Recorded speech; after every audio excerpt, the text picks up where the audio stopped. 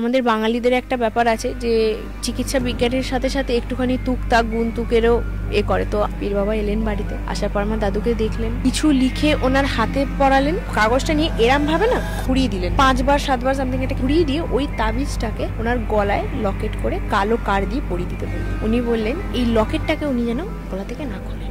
একদিকে আমার দাদুর কন্ডিশন এমন হতে থাকলো যে পুরো বিছানায় শয্যাশায়ী। বলছে তুমি ঘরে যেতে পারবে?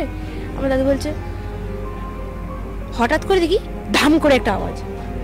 আমি বললাম কি হয়েছে? ছুটে ছুটে গিয়ে দেখি আমার দাদু পুরো চিত হয়ে এমনি করে পড়ে রয়েছে।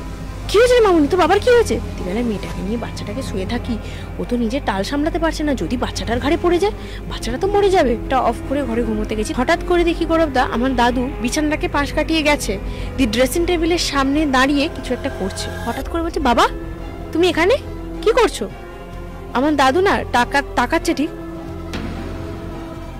মানে ভয় লেগে যাবে আচমকা অন্ধকারেতে। এরকম মানুষ যখন যেতে চাইছে কিন্তু কোনো এমন কাজ ওনার বা কোনো এমন কর্ম যেটার জন্য উনি যেতে পারছেন না, তার জন্য আমার প্রায়শ্চিত্ত করবি। পীর বাবা যে ওনাকে বন্ধন করে দিয়েছিলেন, বন্ধনটার জন্য উনি যেতে পারছিলেন, তাই জন্য ওনার ভিতরের আত্মাটা, মানে ওর তো চলে যাওয়ার সময় হয়ে গেছে, হ্যাঁ, কিন্তু আমরা জোর করে আটকে রেখেছি, আটকে রয়েছে এক জায়গায়, ওই খাঁচাটা থেকে বেরোতে চাইছে।